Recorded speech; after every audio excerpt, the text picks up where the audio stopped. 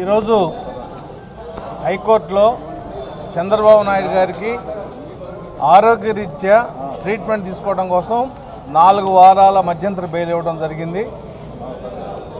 మరి ఈ బెయిల్ కూడా నేను అనుకోవడం ఏంటంటే ప్రభుత్వం ఈ బెయిల్ తీసుకుని కూడా అంటే ఇచ్చిన తర్వాత కూడా ఆయన ఇబ్బంది పడే పరిస్థితి తేవాలని ఒక ఆలోచన ఉన్నట్టుగా మాకు సమాచారం తెలిసింది. అంటే నిన్న లిక్కర్ కేసులో కొత్తగా ఒక ఎఫ్ఐఆర్ రిజిస్టర్ చేయడంలో వాళ్ళ ఉద్దేశం మరి నిన్న కూడా కొంత సోషల్ మీడియాలో కూడా బాగా ప్రచారం అయింది. ఏదైనప్పటికి కూడా హెల్త్ గ్రౌండ్స్ మీద బెయిల్ ఇచ్చిన తర్వాత జనరల్గా ఈ పీటీ వారెంట్స్ కానీ ఇవి కానీ ఇచ్చినా కూడా అరెస్ట్ చేయడం అనేది జనరల్గా న్యాయ వ్యవస్థ జరగదు. అటు హైకోర్టు ఇచ్చిన ఆర్డర్ మీద మరి లోయర్ కోర్టు మరి ఎటువంటి చర్య తీసుకున్నా చూడాలి, అది వేరే అంశం. రెండో అంశం ఏంటంటే ఈ 4 వారాల బెయిల్ అనేది 28 నవంబర్ 2023 5 గంటలకి మళ్ళీ ఆయన రాజమండ్రి సెంట్రల్ జైల్లో రిపోర్ట్ చేయాల్సిన పరిస్థితి ఉంది. వాళ్ళు పెట్టిన కండిషన్స్ ఏంటంటే 2 షూరిటీలు ఒక్కొక్కళ్ళు ₹1,00,000 గ్యారంటీతో ట్రయల్ కోర్ట్ ఏదైతే ఏసీపీ కోర్టులో ఉందో ఆ ఏసీపీ కోర్టులో ఇప్పుడు ఫర్నిష్ చేయాలి. రెండో అంశం ఆయనకి నచ్చిన హాస్పిటల్లో ఆయన ఖర్చుల మీద ట్రీట్మెంట్ తీసుకునే అవకాశం ఒకటి హైకోర్టు కలిగించింది. మూడోది ట్రీట్మెంట్ పూర్తిగా అయిపోయిన తర్వాత ట్రీట్మెంట్ వివరాలు దానికి సంబంధించిన అన్ని రికార్డులు కూడా సీల్డ్ కవర్లో రాజమండ్రి సెంట్రల్ జైల్ సూపరింటెండెంట్కి చంద్రబాబు నాయుడు గారు హ్యాండ్ ఓవర్ చేయాలి at the time of reporting back to the jail, అంటే 28/11/2023 ఆ సీల్డ్ కవర్ని యథాతథంగా superintendent Rajahmundry central jail trial కోర్టుకి అంటే ఏసీపీ కోర్టుకి హ్యాండ్ ఓవర్ చేయాల్సిందిగా హైకోర్టు కండిషన్ పెట్టింది. 4వ అంశం ఏంటంటే పిటిషనర్ అంటే చంద్రబాబు నాయుడు గారు డైరెక్ట్గా కానీ ఇండైరెక్ట్గా కానీ ఈ కేసుతో సంబంధం ఉన్న ఏ వ్యక్తితో కూడా ఇది డిస్కస్ చేయటం కానీ లేదంటే దీనికి సంబంధించిన ఫ్యాక్ట్స్ చెప్పడం కానీ చేయకూడదనేది కండిషన్స్. ఈ 5 కండిషన్స్తో ఇవాళ మరి 4 వారాల మధ్యంతర బెయిల్ ఇవ్వడం జరిగింది.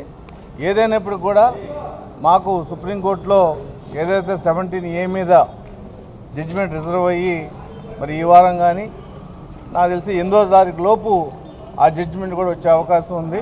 ఖచ్చితంగా మేమందరం నమ్ముతున్నాం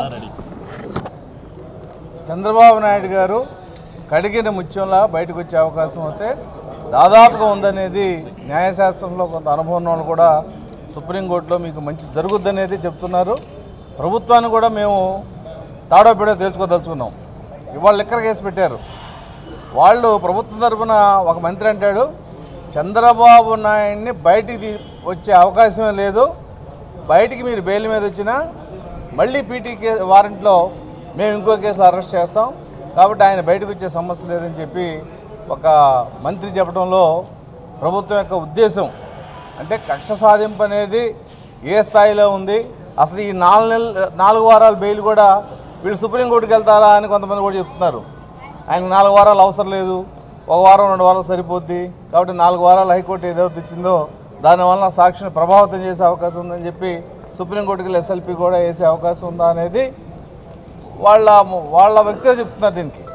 కాబట్టి ప్రభుత్వం ముఖ్యంగా జగన్మోహన్ రెడ్డి ఏ రకమైన అతను సైకో మనస్తత్వంతో ఎంత కక్ష పూర్తిగా పోతున్నాడు అనేది ఇవాళ ఈ బెయిల్ ఆర్గ్యుమెంట్స్లో కనుక మనం విన్నట్టయితే వాళ్ళ ప్రభుత్వం యొక్క ఆలోచన ఏంటనేది స్పష్టంగా తెలుస్తుంది. నిన్న ఫైల్ చేసిన లిక్కర్ కేసులో ఎఫ్ఐఆర్ ఎప్పుడో 2015-17లో జరిగిన లాస్ ఆఫ్ రెవెన్యూని ఇవాళ అంటే అక్టోబర్ 2023న వాళ్ళు రిపోర్ట్ ఎఫ్ఐఆర్ బుక్ చేసి అందుట్లో మొదటి ముద్దాయిగా ఆ రోజు కమిషనర్ని, రెండో ముద్దాయిగా అప్పుడు మంత్రి కొల్లు రవీంద్ర గారిని, మూడో ముద్దాయిగా మరి చంద్రబాబు నాయుడు గారికి 3వ స్థానం ఎందుకు ఇచ్చారో అర్థం కాల. అన్నిటికీ ముఖ్యమంత్రి బాధ్యత అయినప్పుడు అక్కడ మరి 3వ ముద్దాయిగా ఎందుకు పెట్టారో మరి ప్రభుత్వం సమాధానం చెప్పాలి. పెట్టి నిన్న ఏసీబీ కోర్టులో దాన్ని హ్యాండ్ ఓవర్ చేయడం జరిగింది. అంటే ఏ రకంగా అయినా సరే చంద్రబాబు నాయుడు గారిని బయటికి రాకుండా చేయాలనేది ప్రభుత్వ ఉద్దేశం. మేమైతే చాలా స్పష్టంగా ఉన్నాం, ఈ యుద్ధం ఏ స్థాయికైనా తీసుకెళ్తాం. అటు లీగల్గా చేయాలా, రోడ్డు మీద చేయాలనేది అది ఎలాగ ఆయన బయటకు వస్తున్నారు కాబట్టి ఆయన ఆరోగ్యం కుదుటపడతా కనీసం నాకు తెలిసి ఒక వారం సమయం పడుతుంది. ఇవాళ కేడర్ అంతా కూడా ముఖ్య నాయకులంతా కూడా రాజమండ్రి వెళ్తున్నాం. ఇక్కడ ఏసీబీ కోర్టులో ఈ కావాల్సిన ₹1,00,000 షూట్ అనేది మరి మా లాయర్లు దాని మీద అంశం మీద అది పూర్తి చేసి మరి ఆయన్ని అది పూర్తి చేసిన తర్వాత మరి ఇవాళ అవుతుందా లేదంటే సాయంత్రానికి అవుతుందా చూసి మరి ఆయన్ని విజయవాడ తీసుకురావాలన్న ఆలోచన ఉంది. ఎందుకంటే ప్రజలందరూ కూడా చంద్రబాబు నాయుడు గారిని ఒక్కసారి చూడాలనే ఆలోచన ఉంది. అది వచ్చిన తర్వాత ఆయన ఛాయిస్ ప్రకారం ఆయన ఆరోగ్య దృష్ట్యా ఆయనకున్న ఇబ్బందులు ఏవైతే ఉన్నాయో ఆరోగ్యపరంగా ముఖ్యంగా కంటి శస్త్రచికిత్స వెంటనే జరగాలని డాక్టర్స్ కూడా చెప్తున్నారు. ఆయన కూడా గతంలో కాంట్రాక్ట్ చేసినప్పుడు కూడా మళ్ళీ మాతో మాట్లాడినప్పుడు 2 ఆపరేషన్ కూడా వెంటనే చేయించుకోవాలని డాక్టర్స్ చెప్పారు. కొంచెం మనకు వెసులుబాటు రాగానే చేయిద్దామని అనుకుంటున్నా అని చెప్పి ఆయన చెప్పడం కూడా జరిగింది. కాబట్టి హెల్త్ రీత్యా జైల్లో ఆయన ఎంత ఇబ్బంది పడ్డాడనేది ఆ వకాలత్తుకి వెళ్ళిచ్చిన వాళ్ళు చెప్తుంటే మాకు కూడా మానసికంగా కొంత బాధ వేసేది. ఎందుకంటే ఆయనకున్న నిబద్ధత ఆరోగ్యం పట్ల ఆయనకున్న హెల్త్ కండిషన్ ఇవన్నీ కూడా మరి మనిషిని మామూలుగా అయితే కొంగదీస్తాయి. కానీ ఆయన మానసికంగా చాలా దృఢంగా ఉన్నాడు కాబట్టి వీటన్నింటిని కూడా ఆయన ఎదుర్కోవడం జరిగింది. ఏదైనప్పుడు కూడా ఈ 4 వారాల బెయిల్లో ఆయన ఆరోగ్యం కుదుటపడి ఈలోపు సుప్రీంకోర్టు జడ్జిమెంటు మరి స్పష్టంగా చంద్రబాబు నాయుడు గారు అనుకూలంగా వస్తుందని మేము నమ్ముతున్నాం. ఏదైనప్పటికీ కూడా ఇవాళ రాష్ట్రం కాదు దేశ విదేశాల్లో కూడా అందరూ నమ్ముతున్నారు చంద్రబాబు నాయుడు నిజాయితీ గల నాయకుడు. ఈ తరాల్లో అటువంటి నాయకుడు మనకు దొరకడు. ఆయన మీద ఇటువంటి కక్షపూరితమైన కేసులు పెట్టి చేయటం అనేది జగన్మోహన్ రెడ్డికి నష్టం. అతనే నష్టపోతాడని రాజకీయం ఎన్ని చెప్పినా ఈ సైకో ముఖ్యమంత్రికి మరి అదొక దాన్ని ఏమంటారంటే పెసిమిస్ట్ ఆలోచన. ఎదుటివాడు బాధపడుతుంటే ఆనందించే పరిస్థితి. ఆ మానసిక రోగానికి ఇక మందులు లేవు. చంద్రబాబు నాయుడు గారు ఆ ట్రీట్మెంట్ తీసుకుంటే 4 రోజులు సెట్ అవుతాడు. కానీ జగన్మోహన్ రెడ్డికి ట్రీట్మెంట్ లేదు. కానీ అటువంటి దుర్మార్గుడితో అటువంటి సైకోతో అటువంటి వాడితో రేపు ఎన్నికలు వెళ్ళటం అనేది మరి తప్పదు. ప్రజాస్వామ్యంలో మేము ఎక్కడా కూడా ప్రజాస్వామ్యాన్ని ఒక్క అంగుళం కూడా మేము దాటలేదు. వైసీపీ నాయకుల ఆలోచన ఏంటి, అవినాష్ రెడ్డిని అరెస్ట్ చేస్తానని వస్తే సిబిఐ వాళ్ళు 500 మంది పోలీసులు ఉండి లా అండ్ ఆర్డర్ అవుద్ది రాష్ట్రంలో మీరు అరెస్ట్ చేస్తారని చెప్పి బెదిరించిన పరిస్థితి. మరి మేము ఎక్కడో కూడా రోడ్డు మీదకి వెళ్ళడం కానీ ప్రభుత్వ ఆస్తులు ధ్వంసం చేయడం కానీ లేదంటే ఇంకో రకమైన కానీ చర్య శాంతియుతంగా ఆయన చాలా స్పష్టంగా చెప్పారు చంద్రబాబు నాయుడు జైల్లో ఉండగా మీరు ఎక్కడ కూడా ఎటువంటి అలార్లు ధ్వంసం చేయొద్దు. న్యాయం ఆలస్యం అవ్వచ్చు కానీ చివరికి న్యాయం ఏం గెలుస్తుంది. కాబట్టి మీరు అహింస శాంతికి ఉండాలి తప్ప ఆవేశంగా పోయి ప్రజల ఆస్తిని ధ్వంసం చేయడం ప్రజలను ఇబ్బంది పడటం చేయొద్దని స్పష్టంగా పదే మొదటి 10 రోజులు ములాఖాత్ కవర్లో వాళ్ళకి స్పష్టంగా చెప్పారు. దానివల్ల మనలో కూడా చాలామంది ఆవేశాన్ని అణుచుకుని ఆయన మాటను ఫాలో అయ్యే డిసిప్లిన్ ఈ పార్టీలో ఉంది. కాబట్టి మేము కూడా ఎక్కడ అటువంటి చర్యలకు పాల్పడలేదు.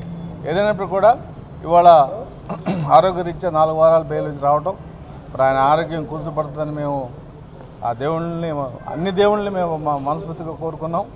సుప్రీంకోర్టులో కూడా ఆ 17A మీద చంద్రబాబు నాయుడు గారికి అనుకూలంగా జడ్జిమెంట్ ఆశిస్తూ ఎవరైతే ఈ ప్రాసెస్లో ఈ 53 రోజుల దీంట్లో మరి ఆయన ఆరోగ్యం గురించి కానీ ఆయన గురించి కానీ ఎవరైతే చనిపోయారో వాళ్ళ ఆత్మకి నివాళులు అర్పిస్తూ ఆల్రెడీ భువనమ్మ గారు వాళ్ళ ఇళ్ళకెళ్ళి వాళ్ళ ఆదాతం జరుగుతుంది. మరి అటువంటి వారికి మా పార్టీ తరఫున నివాళులు అర్పిస్తూ ఇంకా మిగతా కార్యకర్తలు కానీ నాయకులు కానీ ఈ సందర్భంగా ఎవరైతే వారి సేవల పార్టీకి వినియోగించారో వాళ్ళందరూ కూడా మనస్ఫూర్తిగా కృతజ్ఞతలు తెలియజేసుకుంటూ మీడియా మిత్రులకు కూడా ఈ ప్రహసనంలో మరి పార్టీకి అన్నదండలుగా ఉండి ఈ విషయాలను ఎప్పటికప్పుడు, ఎందుకంటే ఇది టెక్నికల్ అంశం ప్రజలకు అర్థం కాదు. అవినీతి అంటే ఏంటి, లాలూ ప్రసాద్ యాదవ్ గారు పశువుల మేతలో రూపాయి దాన్ని 10 రూపాయలకి కొన్నాడు. అలాగే సురేష్ కల్మాడి ఏషియన్ గేమ్స్లో 100 రూపాయలకి అద్దెకి వచ్చే ఫ్రిడ్జ్ని రోజుకి 2000 రూపాయలకి అద్దె తీసుకున్నాడు. ఇటువంటి అవినీతి అనేది చక్కగా ప్రూవ్ అయింది, ప్రజలకు అర్థమైంది. కానీ ఇక్కడ లేని అవినీతి, అసలు స్కిల్ డెవలప్మెంట్లో ఏం అవినీతి ఉందో ఇంతవరకు చెప్పలేకపోయారు. ఫైబర్ నెట్లో ఏం అవినీతి ఉంది, డబ్బు ఎవరికి ఇంతవరకు చెప్పలేకపోయారు. అసలు వెయ్యని రింగ్ రోడ్డుకి అవినీతి అంటకట్టారు. ఇప్పుడు వాళ్ళు కొత్తగా లిక్కర్ మీరు 2015-17 సంవత్సరాల్లో మీరు చేసిన లిక్కర్ పాలసీ వల్ల ప్రభుత్వానికి నష్టం వచ్చింది. ఈ ఎదవ చేసిన ప్రజావేదిక ప్రభుత్వానికి 10 కోట్ల నష్టం వచ్చింది. మరి వీటి మీద కేసు పెట్టాలి కదా. రాజధాని వల్ల ఎన్ని కోట్లు నష్టమైంది? కానీ ఎప్పుడో 2015-17లో మీరు లిక్కర్ పాలసీ వల్ల నష్టం వచ్చిందని చెప్పి 2023లో కళ్ళు తెరిచారు ఎదవలో. కాబట్టి ఇటువంటి విధానాల వలన ఎక్కువ కాలం మనం అయితే ఎప్పుడు నిజాయితీ మొదట కష్టపడుతుంది, కానీ చివరికి నిజాయితీ ధర్మం గెలుస్తుందని నమ్మకంతో మేము ఉన్నాం. ఆ డైరెక్షన్లో పనిచేసాం. ఏదైనా మిత్రులందరూ కూడా మరొకసారి అభినందనలు, కృతజ్ఞతలు తెలియజేస్తున్నాం.